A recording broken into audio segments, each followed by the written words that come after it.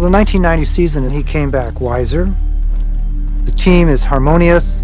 Prost has gone out of McLaren to Ferrari, and Senna is in a perfect position to compete for the title. Senna's greatest rival, Alain Prost, had said that Ferrari were the only team who could challenge McLaren.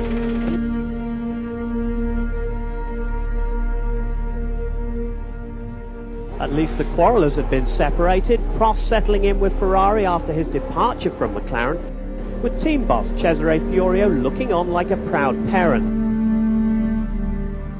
For Ayrton Senna, the repercussions of his angry end to the previous season had lasted long after the final race. Even his license had been in doubt.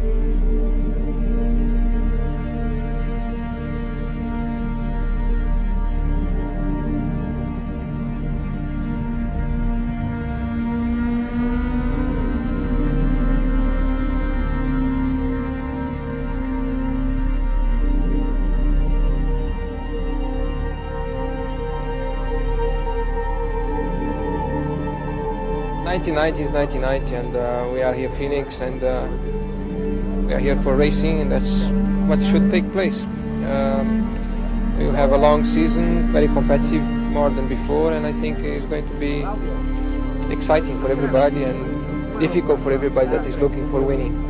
Ayrton Senna is the unquestioned master of the flying lap, and everyone expected the McLaren driver to claim the pole in Phoenix. But it wasn't to be. The Brazilian had suffered electrical troubles, then complained of strange engine noises. He could do no better than 5th place. It wasn't a good day for Ferrari. All their winter success came to naught as Alain Prost could manage no better than the 7th fastest time. Alain was, far more calculating behind the scenes, whereas Ayrton was always a bit more animated and therefore came across as a little bit less controlled.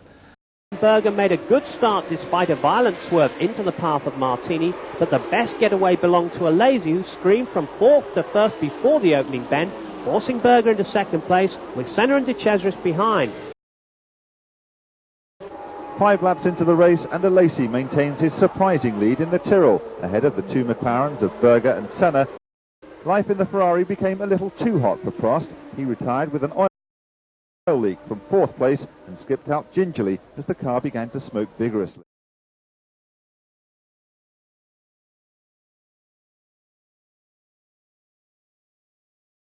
Once in front, Senna is too good a driver to let his advantage slip. He coasted to victory, even pausing to wave to the crowd before the checkered flag, so he claimed 9 points. To Brazil and the skyscrapers of Sao Paulo's commercial district. FISA President Jean-Marie Balestre's role in judging the dispute between Prost and Senna at the end of last season was lampooned by the cartoonists in the crowd, and security around the man himself was formidable as he defied the boos and whistles to walk the pit lane as if there had been nothing controversial about the conclusion of the 1989 championship. The Frenchman had been little more than 1/10 of a second slower than his teammate. The local hero unleashed one of his familiar flying laps to take provisional pole position. Although earlier in the day, the local hero proved that he too is human by spinning off into the Sao Paulo mud. And he stayed there as the cars raced for the first bend. Teammate Berger riding shotgun as he kept Boutsen at bay. Senna raced into a comfortable lead ahead of Berger and Boutsen. Prost was now in 3rd position. His car was behaving itself, and for the first time since leaving McLaren, the Frenchman must have felt him with a chance of winning a race. Senna had time aplenty to overtake backmarker Satoru Nakajima, but he chose the wrong moment, and the Tyrrell removed the McLaren's wing. Frantic activity in the pits saw Senna receive a new nose cone, but the replay showed he'd only himself to blame. He lost time and rejoined 27 seconds behind Berger. So arch rival Alain Prost was in the lead, and it was a stroke of luck he wasn't about to waste. Prost went on to claim his 40th Grand Prix victory and his 6th in Brazil, in itself a record. The crowd may have not been too happy, but the Frenchman had recorded his first win for Ferrari. Maybe now he was starting to believe his title could be retained. He won from Berger in second and Senna in third. Emotional scenes in the Ferrari pit after the race as team manager Fiorio congratulated his new driver, who couldn't hold back the tears. Honestly, I didn't care about Ayrton today because it was a Brazilian Grand Prix. I just wanted to do well and wanted to win this race because we expected to be very competitive at the beginning of the year because we've done very good tests in the winter, and the first race was very bad for us. And I just wanted to push hard from the beginning, and I'm very, very happy. And for me, for sure, it's maybe my best win in my career. I mean, it's the first with Ferrari after only 2 races, and also for the team it's fantastic because we have a new car, new engine coming in Imola, and I think it's a good start of the season. Imola Castle, symbol of the old world and of the power vested in the local heroes here, Ferrari. Marino attracts some of the biggest crowds in Grand Prix motor racing, most of them Ferrari fanatics, the famed tifosi.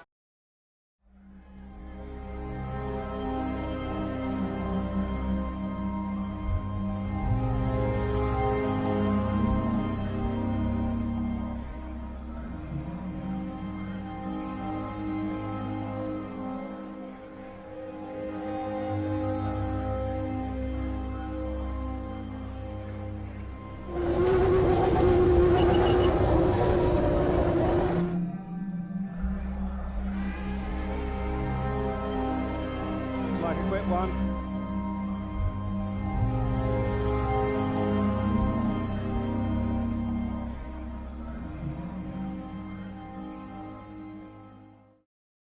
The dramatic San Marino Grand Prix, full of incident and not a little controversy.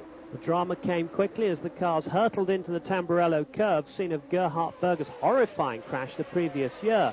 Mansell ran wide, which led Ivan Capelli's Leighton-House to take to the grass, losing control immediately as Nakajima flew. But then a moment which the crowd treated with absolute glee as Ayrton Senna, whose McLaren had cracked a rear wheel, went sliding out of the race. Any misfortune for Senna was greeted by pure hysteria from the partisan Italians. Senna was left to climb ignominiously out of his car and work out what went wrong.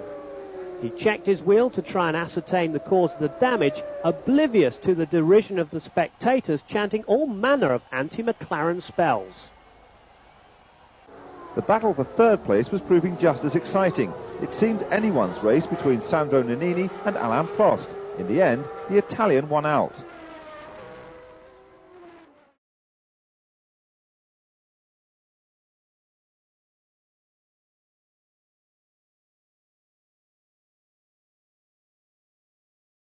The Monaco Grand Prix is the most glamorous on the circuit. It may not be a favourite among drivers or enthusiasts, but as an event, the weekend is unrivaled. Ayrton Senna is a resident of Monaco. Perhaps that's why he's so popular with the crowd. He responded to their encouragement by taking yet another pole position.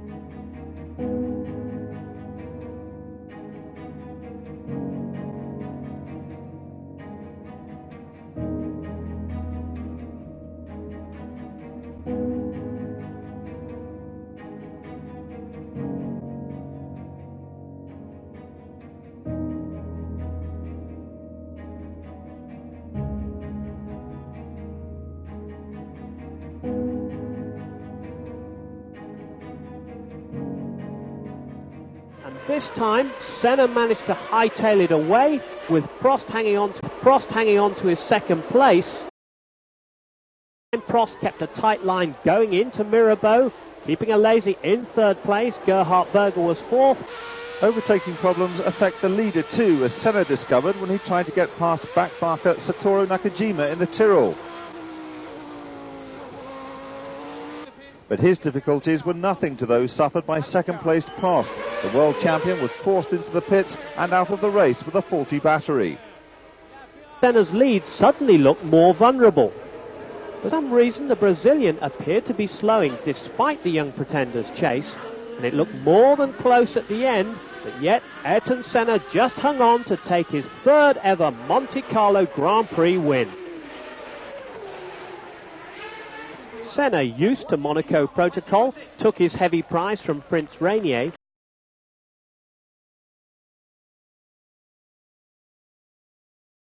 A quarter of the way through the season, and Ayrton Senna leads the Drivers' Championship, 6 points ahead of Berger, with Alesi third and Prost fourth.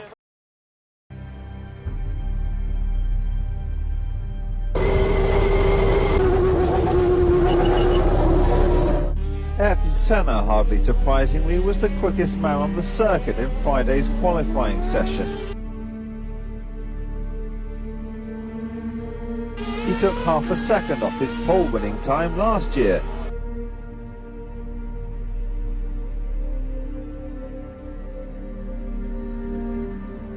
Since this year is my last season with McLaren Honda under contract, I have an open situation as far as my future is concerned. I have enjoyed a lot of success here, and I recognize that very high. But my objective is to be where there is the best chance for winning, being a combination of chassis and engine. And as I fortunately enough have an open door and anything, I am finding out what are the possibilities and the chance and the perspectives in different teams in order to evaluate better and make the right decision when it comes to make the decision.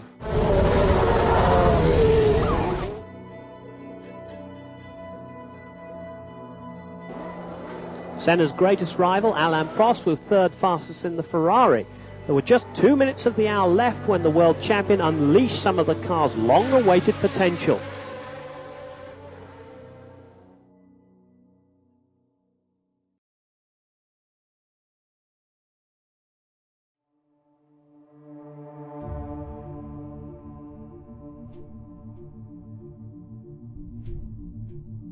Minute. No one else tried an impetuous move as the cars drew away. Senna was finding the track more dry than wet before too long, so he gambled on a pit stop to switch from wet to slick tyres. Despite the skill of the McLaren pit crew, they were never going to complete the change before Nannini cleared the pit lane exit to take the lead. Benetton tried. Meanwhile, Nelson Piquet had been battling hard with Prost for second place. His persistence paid off, and on lap 49 he got the better of the Frenchman. Prost's problems didn't end there, because his teammate Mansell was on the way with one of his characteristic charges.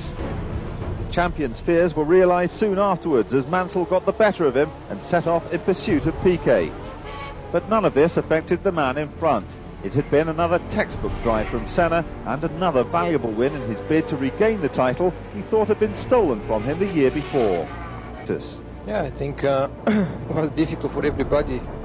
The conditions were just quite slippery to start with wet tires, and then when we changed to slick tires, the circuit is not completely dry and you must stay on the line, because if you go a little bit offline you have a problem. To overtake other cars you have also a big problem, because you must stay on line. It was very dirty offline, so it was a very tough race for everybody, I'm sure. To the heat and dust of Mexico, although the heat on the first day of practice made a welcome change from what had gone before. It had poured throughout Thursday afternoon and night. The sun was back, and only just in time for the early brigade. The Brazilian could do no better than third fastest, a lowly position for him. But Alain Prost had a nightmare, finishing 13th fastest, his lowest grid position since 1980.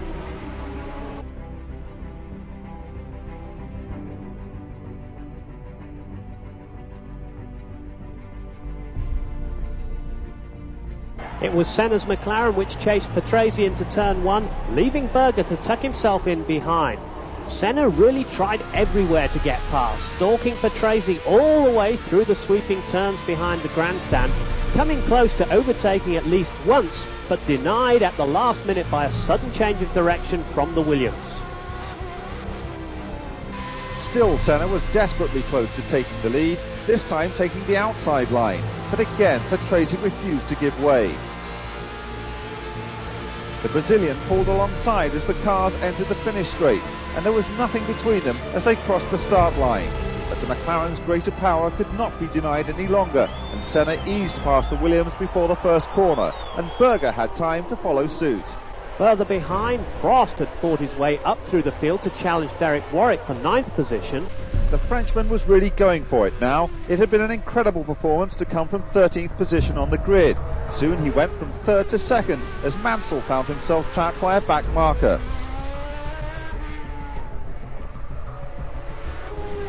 Meantime, Senna had been slowing down with a tyre problem, a slow puncture. He had gambled on not returning to the pits, but he couldn't hold off the oncoming Frenchman. Prost took the lead in a classic manoeuvre, and his bitterest rival could only sit and watch. Then came the moment Senna had gambled against. His tyre disintegrated and he had to coast back to the pits. So Prost recorded his second victory of the season, and his second for Ferrari. It had come at the right time, just as the pundits were predicting another season of McLaren dominance. After this morning warm-up, I expected to do a good race because I felt that the car was quite good, but I could not expect to win the race, and it was really fantastic for me. Qualifying for the French Grand Prix. Ayrton Senna was third. He would still be dangerous from the second row. The man looking for his third win of the year would be alongside Senna come race day. Alain was feeling confident about another home win. I think so. I have a very good chance. The car is quite good. We are also very good in qualifying. And about the same than Mexico than the previous races. I'm much stronger with the rest tires. But it doesn't matter if I start in first row or second row, we'll be okay. The car now is quite reliable, so I'm very optimistic. Mansell and Berger drag raced for first place into the first bend. But it was Mansell who kept the best line, tearing into the corner with Berger. But Berger had found a way past Mansell in the curves at the back of the circuit. The Austrian swept on to improve his lead, while his teammate began to harry the Englishman. As the pack streamed into the first bend for the second time, Senna made his move and caught Mansell at the same place Berger had done on lap 1. The sheer power of the Honda engine was now starting to figure. Prost decided to stop for tyres on lap 26. The decision cost him a drop from 6th to 8th place, but it was a calculated gamble. While Prost was in the pits, Senna was out on the track taking the lead. Senna followed his teammates' example. Capelli and the Leighton House had come into the pits, and as a result they were in first and second place. Capelli, revelling in the new design, then took the lead. It was a desperate chase to the flag for Capelli. Could he hold off the Frenchman? The Italian performed miracles until just 3 laps from the finish, when a stuttering engine gave the world champion the break he needed. So Prost was on his way to the 9 points and Ferrari's 100th win in Grand Prix motor racing. It was a day worth celebrating. Even the man himself couldn't have predicted this success before the start of the season. The French crowd made themselves heard above the roar of the Ferrari.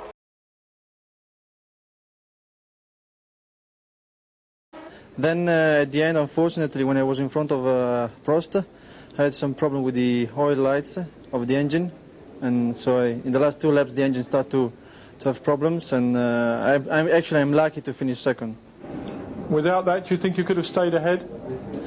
Actually, when Prost was behind me and he attacked me, I was actually make a good reaction because we were together, but he couldn't overtake me. So it's just a matter of power that didn't stay until the end. Is this a turnaround we can expect to see for the rest of the season?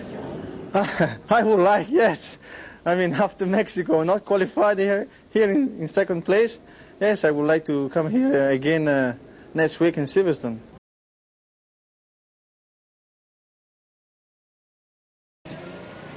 McLaren chose a mode of transport more in keeping with their image as the sport's top team. Ayrton Senna second.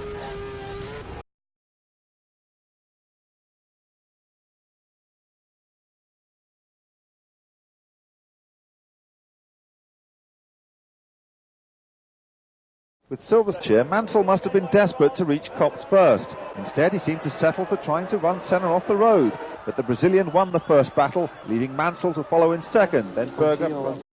But Senna was never able to establish a commanding lead, with Mansell always looming large in his mirrors. The cheers of the crowd outdid the roar of the engines as the Englishman overtook the former world champion on lap 9, but the applause subsided as Senna reversed the move in an instant. 2 laps later, Mansell tried again, and this time he got it right, going under the bridge, sending the crowd into another great roar. But Ayrton Senna's discomfiture was complete on lap 14. He ran over the curb at Copse and span across the road and into the grass. The chief He kept steward the engine running, but by the time he rejoined the race, he was back in 5th position. Senna decided to take on fresh rubber. The new set of Bs cost him a drop to 10th place. Up ahead, Mansell was having trouble with his automatic gearbox, which had decided to start changing gears of its own accord. The malfunction gave Berger the chance to grab the lead. But the errant gearbox appeared to mend itself. 6 laps later, Mansell outbraked the Austrian at the chicane and was back in front. Perhaps inspired by his teammates' example, Prost took the chance to pick off Berger too. But British fans could have done without the professor's next manoeuvre. Team orders stated the Ferrari should maintain their positions, but with Mansell's gearbox still misbehaving, Prost reckoned he had no option but to take the lead. It was a sad moment for the crowd's favourite, but nothing like as miserable as what came next. Mansell slowed suddenly at the end of the pit straight as he began lap 56, all gears gone, and with them his hopes of a win in the race he relishes most. Piquet demonstrated that even the most experienced driver can get things wrong. At least he kept the engine alive and got back in the swing, but Senna was too close to resist, taking 4th spot. Closing laps had been uneventful for Prost. He cruised to his first ever hat-trick of wins and his 43rd career victory. So Prost was the winner for Ferrari, playing his usual calculated game. There was no mistaking the location of the next race, the biggest German flag in Christendom, heralding the team's arrival in Hockenheim. Despite having 2 cars at his disposal, Alain Prost managed no better than 3rd fastest after problems with gear settings. No worries for the McLaren pairing. Happy that their Friday times couldn't be touched, they spent the whole of Saturday preparing their race setup, with Berger second and Senna in his customary pole position. Honda had supplied a new high-revving engine, and it was clear to everyone in the pit lane that it would be back to business as usual for McLaren in Germany.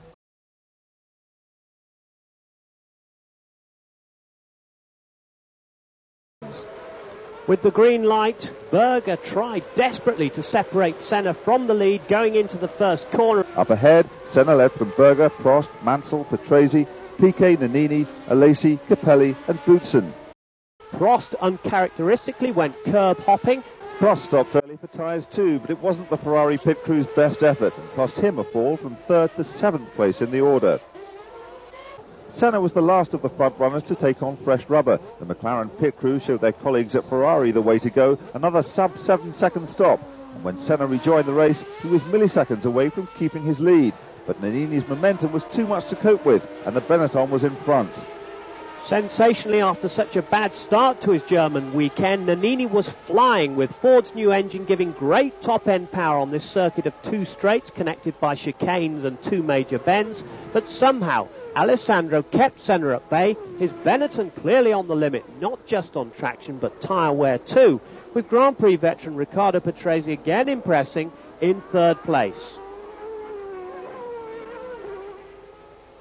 Prost had been suffering with his engine persistently hitting the rev limiter, and it was as much as he could do to rob Boutsen of 4th place despite the presence of a yellow flag. Meanwhile, the cat-and-mouse game at the front of the race was coming to an end. Nannini had performed brilliantly on his single set of tyres, but no one believed he could hold back the McLaren, complete with new rubber, forever. Senna made his move on lap 34, and the Italian had nothing by way of response. The way was clear for the Brazilian to move smoothly towards his 24th Grand Prix victory. He had stopped the rot begun by Prost in Mexico and scored an important win for McLaren. The doubters would have to eat their words. It was Senna's 4th win of the year. When I get out of the pits, Nannini just passed by, just managed to go through. I had some difficulty for a couple of laps with the pressures, so I wait. But then when I tried to push, I had some problem with the engine, and the engine lost some power. So I tried just to go through, but I realized I couldn't do it. So I decided to back off and give some time, think about, refresh the tires again, because being behind was too hard on the tires, and wait for later race. I realized he had not stopped for tires, so for sure later in the race he would have more problem, because his tires would be worn out, while I had the new fresh tires. So it worked good. Towards the end he started to have more difficulties with grip, and I was able to be more stronger, to come closer, and I managed to get a very good tow and then overtake him.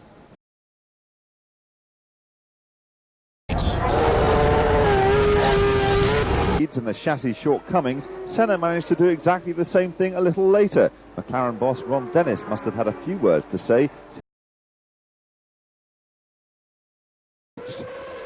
Boutsen made the best of his advantage, but a surge of Honda power saw Berger split the Williams duo before the first bend.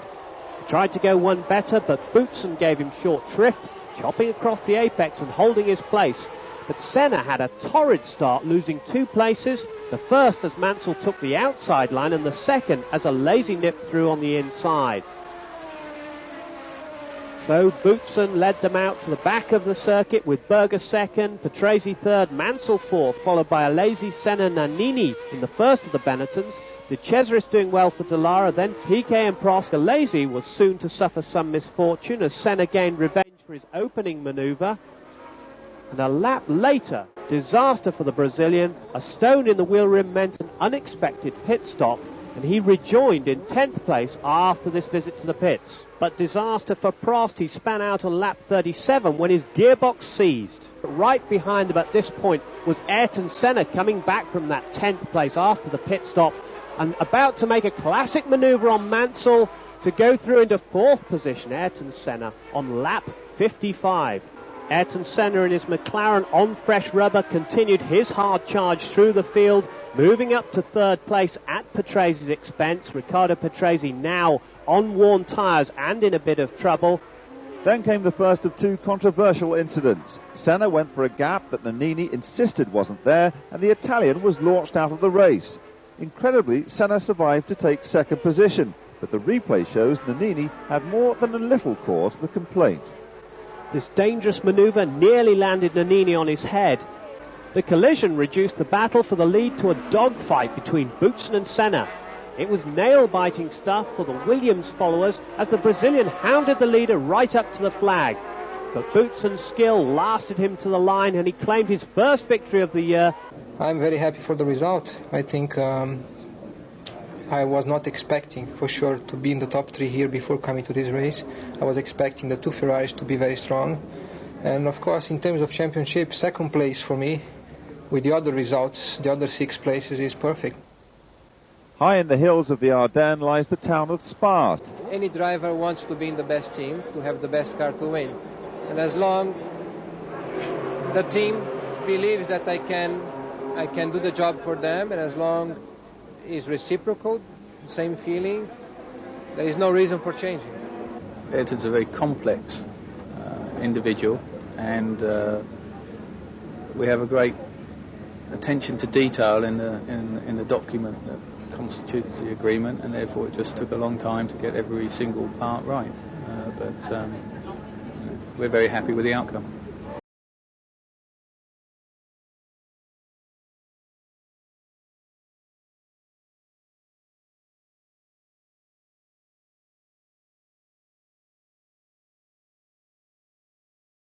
Again, Senna led into the hairpin. Berger maintained the McLaren 1-2 this time, with Prost and Boutsen forced to hold their grid positions. The camera on board Boutsen's Williams gave a good view of Prost's move past Berger on lap 14 to take 2nd place. The race was between the men at the head of the championship race. They both pitted for tyres on lap 22, and it became a duel of the pit crews. But Senna rejoined in 1st, while his rival lost out on 2nd to Berger. But Senna only just held on to his lead, squeezing out in front of Nannini. For the second race running, the Benetton driver was proving to be the race leader's major headache. But Alain Prost was the man with most to gain from overhauling Ayrton Senna, and he started out on his challenge for the lead by removing Nannini from second place with a copybook manoeuvre going into the bus stop chicane. Nannini on his original tyres had been trying to go the full distance. Up ahead, Senna had never been troubled by his Ferrari rival. On the podium, the absence of feeling between Senna and Prost was evident, but at least Gerhard was in the mood to party. Now Ferrari hopes pointed towards the force of crowd power at the next race, their home event, the Italian Grand Prix. And Prost, trying to get to Monza as quickly as possible, had to be restrained by President Balestre. For most Italians, Monza ranks second only to the Vatican as a centre for religious worship.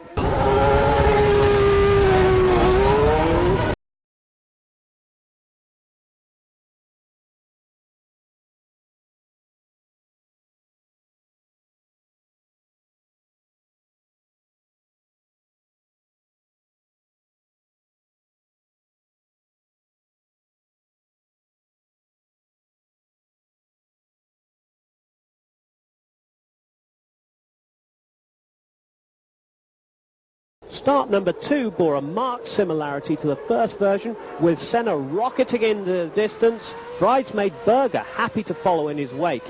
But again, Alain Prost had been reduced to third place, and again Jean Alesi was harrying the older Frenchman all the way as the field filed through the first chicane the lead.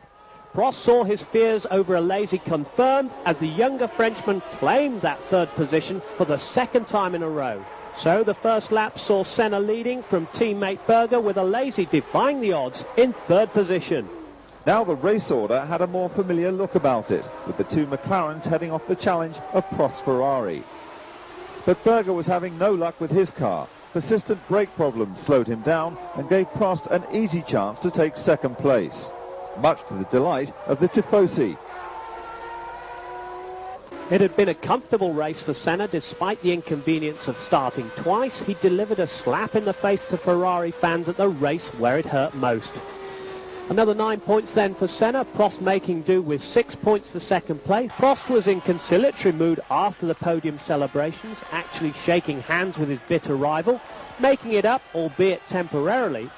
And although Senna had pulled clear a little bit in the points, mathematically the Ferrari driver was definitely in touch. On to Estoril and the first part of Formula One's annual Iberian excursion, the Portuguese Grand Prix.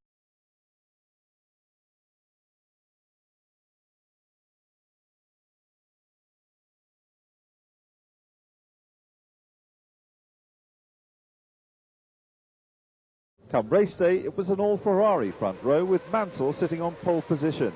But one of the worst starts of the Englishman's career saw him risk putting his own teammate out of the race and allow the two McLarens to move from third and fourth position to the two top places. As the race order settled down, it was Senna leading from teammate Berger and the two Ferraris of Mansell and Prost. The twists and turns of this small little track gave the Ferraris an edge over the McLarens. Even so, Mansell's eagerness to get back front nearly cost him dear as he went into the rough. Instead, it meant he and his teammates swapped places.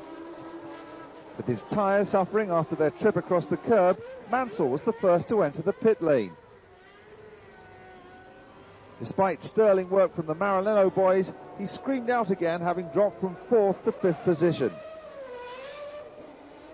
Senna was hemmed in by traffic and opted for a stop at the pits as Prost dived past Berger to take the lead. The McLaren mechanics were as efficient as usual, and when the Brazilian rejoined the fray, he had a clear road in front of him. But he'd handed the lead to his greatest rival, Alain Prost. The Frenchman didn't hold the upper hand for long. He too came in for tyres, and it wasn't one of the Ferrari crew's best efforts. He rejoined the race down in fifth position. All that handed the lead to Berger, but his ascendancy was temporary. It lasted as long as his pit stop. With all the stops over, Senna was back in the lead, but he'd been harried by Mansell all the way, and in the end allowed him past on lap 50. Stewards had no choice but to bring out the red flags and so hand Mansell his first victory of the season. A useful second place went to Senna, with Prost third and Berger fourth. Nothing to say except that was maybe one of the most unlucky races I've done in my career. No, I'm not thinking anymore about the championship. No, for me, I think Ayrton won today. The championship will be over when mathematically it's finished. It's still open, and I will just keep on going the same way I have done so far, and we have to wait and see.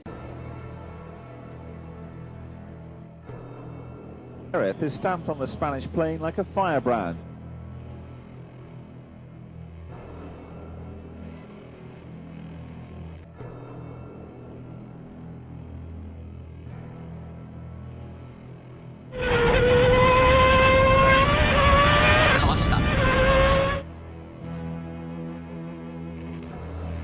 In the McLaren pit, there were celebrations as Senna won his 50th pole position. The emotion on his face all too obvious.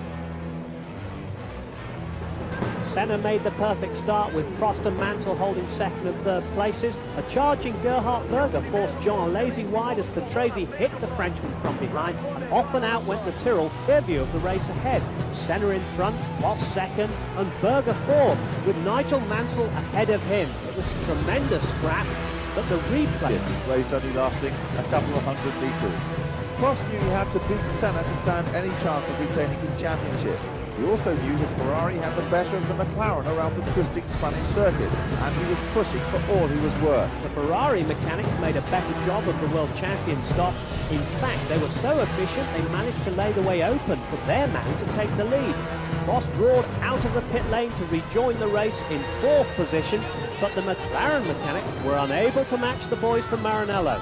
Senna pitted a lap later, but despite the pit crew's desperation, he raced back into the event to find Prost was just going past him into the lead, having been waved past by teammate Mansell. This was exciting do-or-die stuff as Mansell did his best to fend off Senna, helping his Ferrari teammate as much as possible, and Senna came out of the scrap with third place. The pits... Up ahead, Senna's attempt to regain his lead was starting to go wrong. Senna waved Mansell through, unaware that he had a hold radiator, and stopped at the pits. The team didn't spot it and gave him new tyres instead. He carried on, only to pull off by the safety wall with a cooked Honda. The crowd loved it, Ferrari loved it. This was just what Professor Prost needed, as the championship looked closer than ever.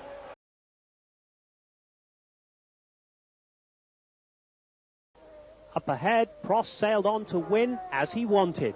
It had been a miracle result, Prost gaining full points with Senna failing to score. The only result which could keep the Frenchman's hopes of the championship alive. Ferrari team manager Cesare Fiorio was delighted. All of a sudden, Prost was back in the frame, just 9 points behind, needing to win the last two races. McLaren were back under pressure, but Prost was happy with Ferrari's strategy. We have done a very good team race today. Drivers and the team itself, mechanics, good pit stop. We stopped Nigel at the right moment. Maybe McLaren did not know what to do exactly about the tire stop. And we have planned to stop early if I was second. And everything works very well.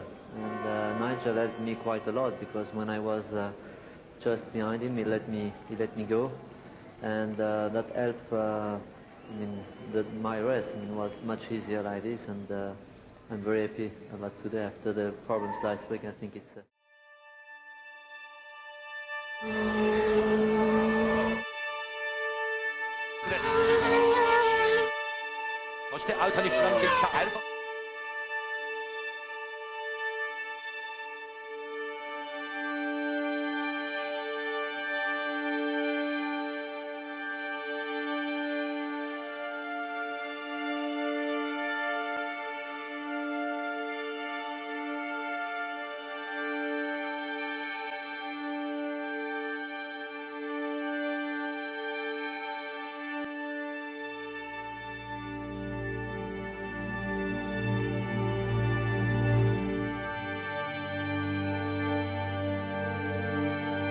The big backup last year with the 8th.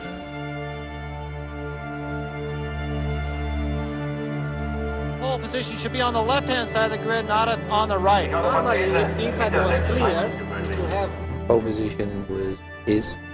and then suddenly pole position was mysteriously moved to the dirty side of the circuit, which he felt was unjust.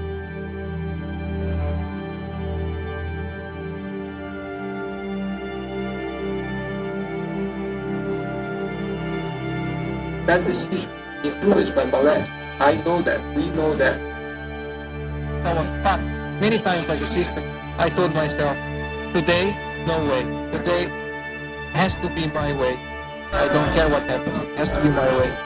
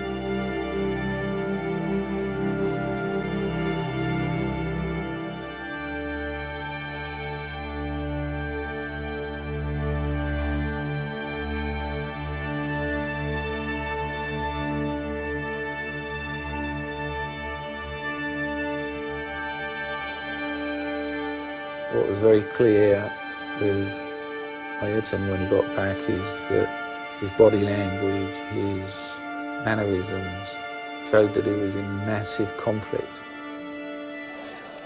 It's like this, when you're fighting for the championship, you have to go for everything. And as it happened in many other occasions in the past, there have been accidents in the first corner. I was on pole. Prost did a better start, but on the first corner I was coming faster than him. I had a better engine acceleration, and there was a gap. I went for it, he closed the door, and then was nothing I could do to avoid the contact. If he had not closed the door, nothing would have happened, and we would have continued racing, but unfortunately he closed the door and I could not avoid the contact. And are racing against each other so competitively to actually get on with each other and not fight in this way that's going on at the moment. I thought it was not possible, but I still think the same. But I think it's also not possible to handle with him, you know. So what can I do? I mean, I stop racing immediately at the end of the year, or I try to do my job and I don't think about him, you know. And I know it's a difficult situation, but I don't think I've done everything to reach this point. You've had 2 weeks to think about it. Do you think that he deliberately crashed into you?